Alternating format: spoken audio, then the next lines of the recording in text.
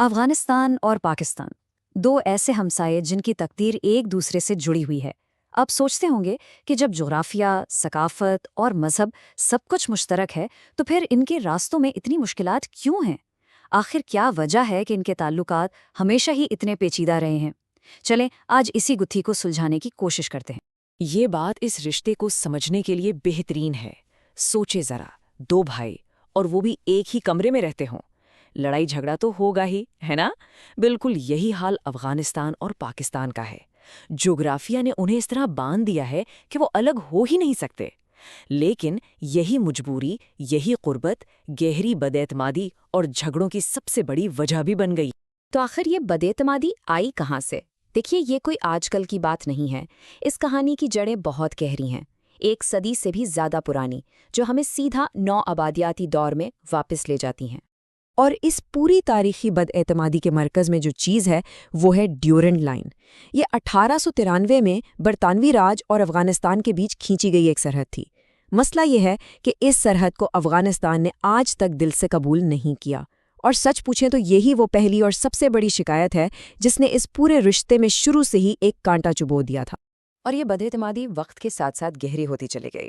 دیکھیں، 1893 میں Durand line تو بن گئی، پھر جب 1947 میں پاکستان بنا تو آپ کو پتہ ہے افغانستان وہ واحد ملک تھا جس نے اقوام متحدہ میں پاکستان کی ممبرشپ کے خلاف ووٹ دیا۔ پھر آیا 1979 کا دور، سوویت یونین نے افغانستان پر حملہ کر دیا، پاکستان نے افغان جہاد کی حمایت کی، لاکھوں مہاجرین کے لیے اپنے دروازے کھول دیے۔ اس سے ایک دوسرے پر انحصار تو بڑھا، لیکن وہ جو دلوں میں شکوک تھے نا، وہ وہیں کے وہیں رہے۔ اب ذرا تیزی سے آگے آتے ہیں اور 9/11 کے بعد کی دنیا میں چلتے ہیں۔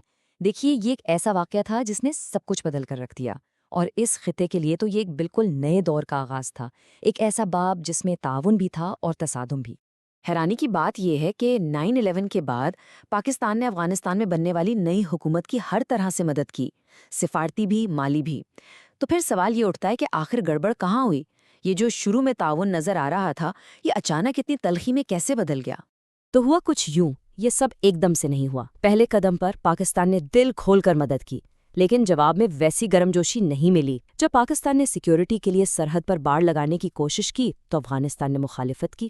پھر افغانستان کی جنگ کا اثر پاکستان پر پڑا، اور یہاں تحریک طالبان پاکستان یعنی TTP بن گئی۔ اور پھر اس بگڑتی ہوئی صورتحال کا فائدہ ایک تیسری علاقائی طاقت نے اٹھایا، اور اس نے TTP جیسے گروہوں کو پاکستان کے خلاف استعمال کرنا شروع کر دیا۔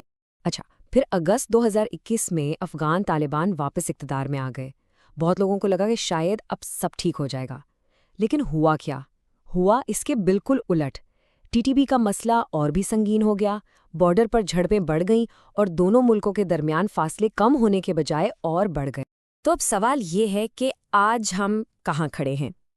دیکھیے، تصویر کے دو رخ ہیں۔ ایک طرف بہت بڑے چیلنجز ہیں، ایسی رکاوٹیں جو راستے میں کھڑی ہیں، لیکن دوسری طرف ایک ساتھ مل کر آگے بڑھنے کے زبردست موقع بھی ہیں۔ چلے دونوں کو ایک ایک کر کے دیکھتے ہیں۔ اگر ہم چیلنجز کی بات کریں تو لسٹ کافی لمبی ہے۔ سب سے بڑا مسئلہ تو سیکیورٹی کا ہے، یعنی TTP کی کارروائیاں اور افغانستان میں ان کے ٹھکانے۔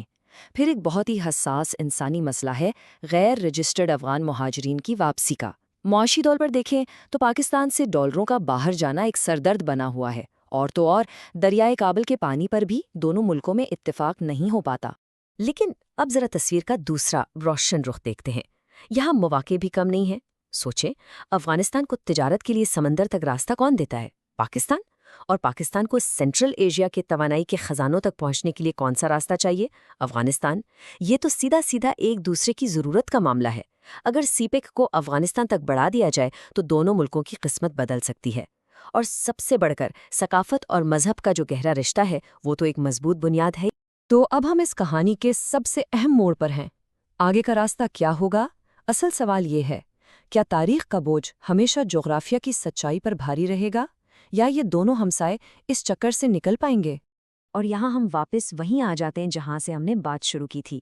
وہ ایک ہی کمرے میں رہنے والے دو بھائی، وہ کتنا ہی لڑ لیں، ایک دوسرے سے ناراض ہو جائیں، لیکن رات کو سونا تو انہیں اسی ایک کمرے میں ہے۔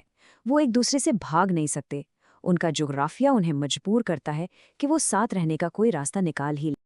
آخر میں بات صرف اتنی سی ہے کہ جغرافیہ ایک ایسی حقیقت ہے جسے آپ بدل نہیں سکتے، اور یہی حقیقت کہتی ہے کہ اگر اس خطے میں امن چاہیے، اگر دونوں طرف کے عوام کی بھلائی مقصود ہے، تو آپس میں اچھے تعلقات رکھنا کوئی آپشن نہیں، یہ ایک مجبوری ہے، ایک ضرورت ہے۔ تو ہم آپ کو اسی سوچ کے ساتھ چھوڑے جاتے ہیں۔ کیا یہ دو ہمسائے اپنی تاریخ کا بوجھ اتار پھینکیں گے؟ کیا وہ بیرونی اثرات سے نکل کر اپنے فیصلے خود کر پائیں گے؟ کیا وہ مل کر اپنی ایک مشترکہ تقدیر لکھ سکتے ہیں؟ اس کا جواب ہی اس پورے خطے کا مستقبل طے کرے گا۔